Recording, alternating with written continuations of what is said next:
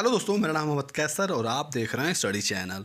दोस्तों, बहुत ही important video होने वाला है ये। इस वीडियो में हम बात करेंगे लेखपाल का काम क्या है, जॉब प्रोफाइल क्या है, सैलरी क्या है, पोस्टिंग कहाँ होती है, वर्कलोड कितना रहता है, लेखपालों के ट्रांसफ़र और प्रमोशन के क्या क्या ऑप्शन हैं, और जो सबसे इम्पॉर्टेंट क्वेश्चन है वो ये है, इन हैंड सैलरी और राजस्व लेखपाल और चकबंदी लेखपाल में अंतर क्या होता है, आपको क्या चूज करना चाहिए।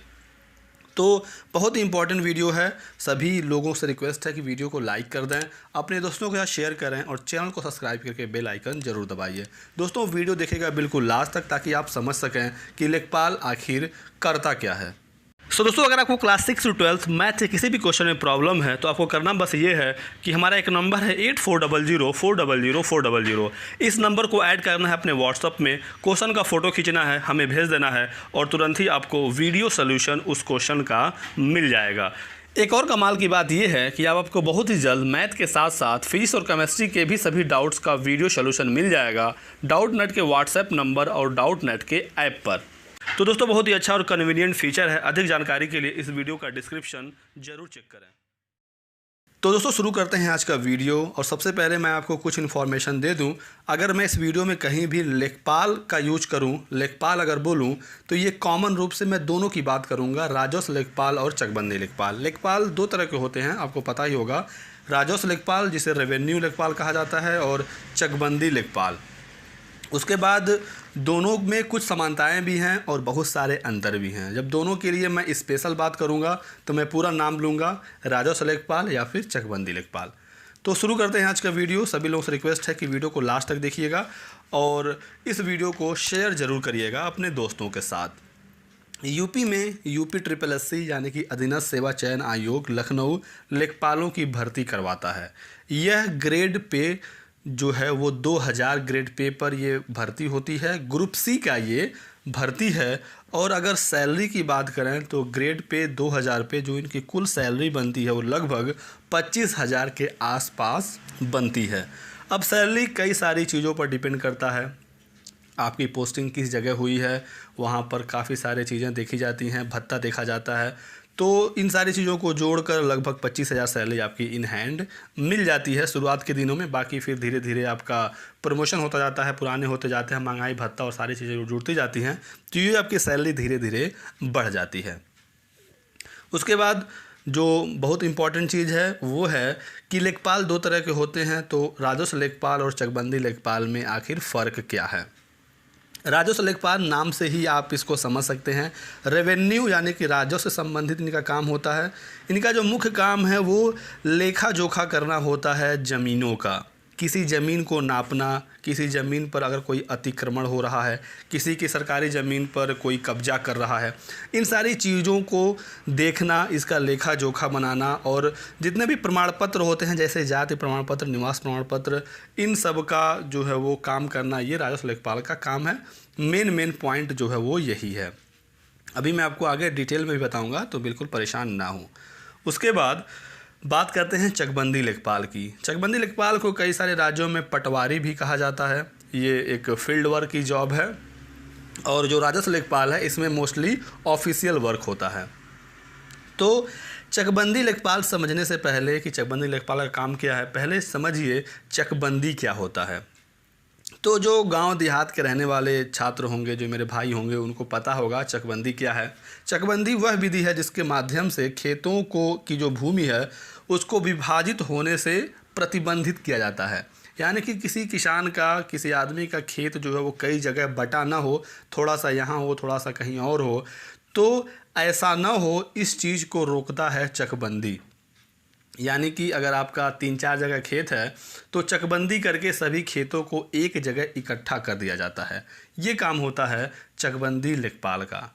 तो मेन जो काम है, जो मेन अंतर है वो आप यहाँ से समझ गए होंगे। उसके बाद अब हम लोग डिटेल में बात करते हैं। सबसे पहले शुरू करेंगे राजस्व लेखपाल से। तो जो राजस्व लेखपाल है उसका क्षेत्र डिसाइड होता है, सबका एरिया बटा होता है, तहसील में इनकी नियुक्ति होती है और हर एक लेखपाल के अंदर 2 से 3 गांव, 4 गांव, कभी कभी 5 गांव तक अलॉट कर दिए जाते हैं। भूलेख से संबंधित जितनी भी जिम्मेदारियां हैं वो सब लेखपाल की होती हैं। अब भूलेख से संबंधित जितनी भी जिम्मेदारी हैं वो लेखपाल की होती हैं, वो चाहे राजस्व हो या चकबंदी हो। उसके बाद राजस्व लेखपाल का काम समझिए आप कि ज़मीन से जुड़े हुए जितने भी काम हैं, जैसे कि ज़मीन को नापना, कहीं कोई अगर अतिक्रमण कर रहा है तो उसको देखना, किसी सरकारी ज़मीन पर कोई कब्जा कर रहा है उसको हटवाना, और दोस्तों सरकारी योजनाओं को ग्रामीणों तक पहुंचाने के लिए लेखपालों का एक अहम योगदान होता है। वीडियो का काम भी योजनाओं को घर घर पहुंचाना, ग्रामीणों तक पहुंचाना होता है, लेकिन जो लेखपाल हैं इनका मेन काम ज़मीन से जुड़ा हुआ है, लेकिन सरकारी योजनाओं में भी इनको हिस्सेदार बनाया जाता है और ये लोग भी कई सारी योजनाएं हैं जिसको गांव तक पहुंचाते हैं। जनता से सीधा ये जुड़ा हुआ जॉब है, लोगों की सेवा करने का आपको इसमें मौका मिलता है। और लेखपाल के साथ आप अगर पूछें कि किसी और गवर्नमेंट जॉब की तैयारी कर सकते हैं नहीं कर सकते हैं, अगर आपको इसके ऊपर जाना है क्योंकि ये ग्रुप सी की जॉब है, तो अगर आपको इससे अच्छी जॉब करनी है तो बहुत सारे स्टूडेंट्स पूछते हैं कि क्या हम लेखपाल बनने के बाद पढ़ाई कर सकते हैं या नहीं। तो दोस्तों ये फुल्ली आपके ऊपर डिपेंड करता है।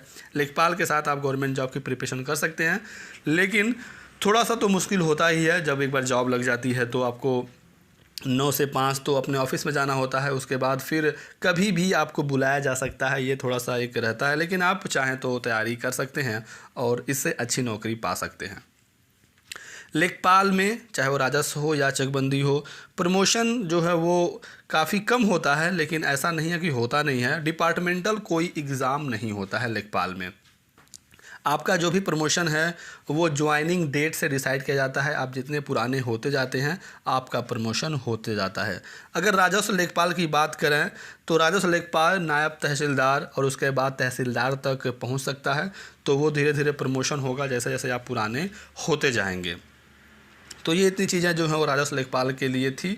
और कुछ और चीज़ें मैं आपको बता दूं छुट्टी के बारे में। लेखपालों की छुट्टी की बात हो रही है यहाँ पर, तो छुट्टी जो है वो आसानी से मिल जाती है। 14 CL होते हैं, उसके बाद जो भी आपको मेडिकल लीव और ये सारी चीज़ें हैं जैसे हर गवर्नमेंट जॉब में मिलता है यहाँ पर भी मिल जाता है।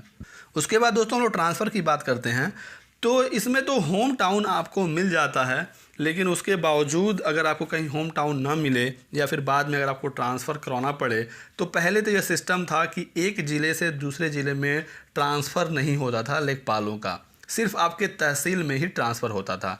लेकिन अब इस नियम में थोड़ा सा बदलाव किया गया है और आपको एक बार ज़िला ट्रांसफ़र करने का मौका दिया जाता है। पूरे अपने लाइफ में, अपने ड्यूटी में एक बार आप सिर्फ ज़िला बदल सकते हैं, और अगर आपको सिर्फ तहसील चेंज करना है तो आप इसको कर सकते हैं, इसमें ज़्यादा दिक्कत नहीं होती है।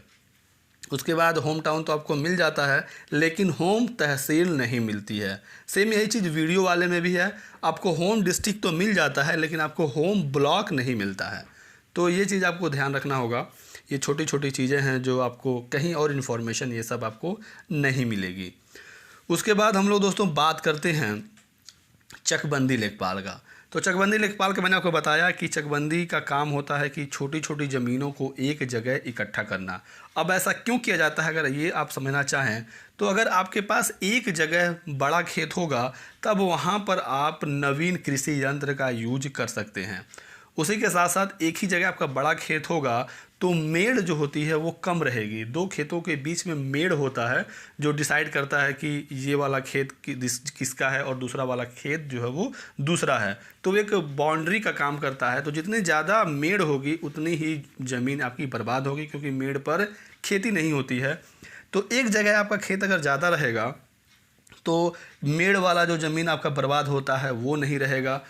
इसी के साथ साथ आपको कोई काम करना है तो एक ही जगह एक ही खेत में जाएंगे, आपका पूरा काम हो जाएगा। वैसे आपको 10 जगह दौड़ना पड़ता। गेहूं की बुआई, धान की बुआई से लेकर कटाई तक आप एक ही जगह जाएंगे और आपका काम आसानी से हो जाएगा, आपको इधर उधर भटकना नहीं पड़ेगा। उसी के साथ साथ कृषि भूमि का लेखा जोखा जो है वो चकबंदी लेखपाल का ही काम होता है। और अगर हम चकबंदी लेखपाल के प्रमोशन की बात करें तो प्रशासनिक ढांचा आप समझ सकते हैं किस तरह से ये काम करता है। तो चकबंदी लेखपाल जिस पर आपकी नियुक्ति होगी, उसके बाद प्रमोशन से आप सहायक चकबंदी अधिकारी बन सकते हैं, उसके बाद आप चकबंदी अधिकारी बन सकते हैं, उसके बाद आप चकबंदी बंदोबस्त अधिकारी, और सबसे हाईएस्ट जो है वो संयुक्त उप संचालक चकबंदी अधिकारी। तो ये जो है वो चकबंदी लेखपाल में प्रमोशन का सिस्टम है। तो चकबंदी लेखपाल से सहायक चकबंदी अधिकारी और चकबंदी अधिकारी तक जो है वो आसानी से आप बन सकते हैं। और इसके ऊपर अगर आप जाना चाहते हैं या जा सकते हैं तो रेयरली ऐसा हो पाता है। अगर आपकी जॉब जो है वो काफ़ी कम समय में लग जाए तब जाके आप जो है वो संयुक्त उप संचालक चकबंदी अधिकारी तक पहुंच सकते हैं। नहीं तो अगर आपका जॉब 30-35 साल में लगती है तो फिर रिटायरमेंट तक आप चकबंदी अधिकारी तक ही पहुंच पाएंगे। और चकबंदी अधिकारी जो है वो पीसीएस जो है वो लोअर पीसीएस जो वैकेंसी आई हुई है उस लेवल का ये जॉब होता है। तो दोस्तों ये सारे अपडेट्स थे, ये सारी जानकारियाँ थी लेखपाल से संबंधित।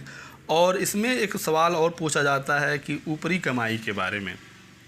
तो दोस्तों ऊपरी कमाई तो आप लोग सुने ही होंगे कि इसमें होती है, लेकिन आप लोगों को इस पर बिल्कुल भी फोकस नहीं करना है, बिल्कुल भी ध्यान नहीं देना है। क्योंकि अगर आप एक बार भी पकड़े जाते हैं किसी गलत काम में, भ्रष्टाचार में, तो आपका जीवन भर प्रमोशन नहीं होगा और आप जिस पोस्ट पर नियुक्ति हुई है उसी पोस्ट पर आप रह जाएंगे।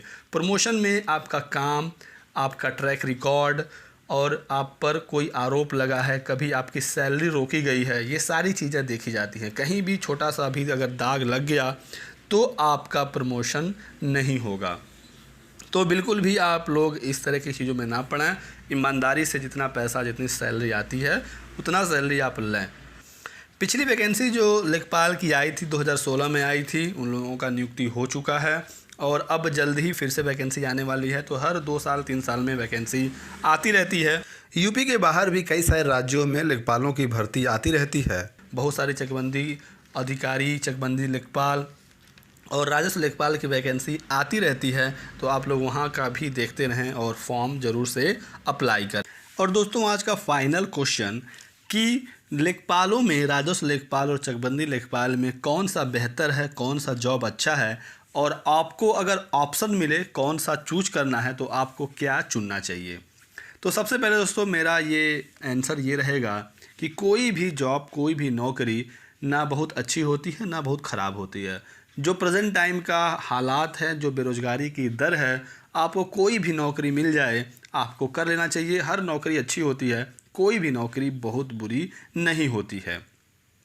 यहाँ पर एक और ऑप्शन आता है कि अगर लेखपाल की वैकेंसी एक ही साथ आए, राजस्व लेखपाल और चकबंदी लेखपाल का, और आपको ऑप्शन दिया जाए कि आपको कौन सा चूज करना है, तो आपको एक तो चुनना ही होगा।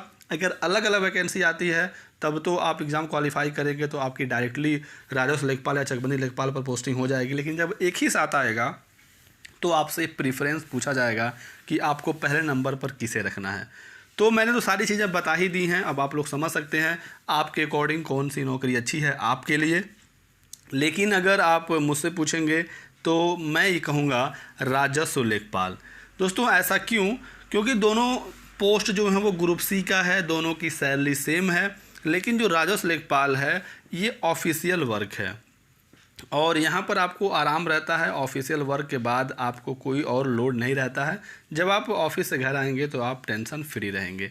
लेकिन जो चकबंदी लेखपाल है ये मोस्टली फील्ड वर्क है, आपको गांव-गांव घूमना पड़ता है और इसमें आपके पास कभी भी कॉल आ सकती है, कभी भी आपको बुलाया जा सकता है। वैसे तो बुलाया किसी को जा सकता है, लेकिन चकबंदी में चांसेस ज़्यादा रहते हैं और ये फील्ड वर्क है। लेकिन अगर आपको फील्ड वर्क ही पसंद है तब तो चकबंदी लेखपाल आप लोगों के लिए बेस्ट है।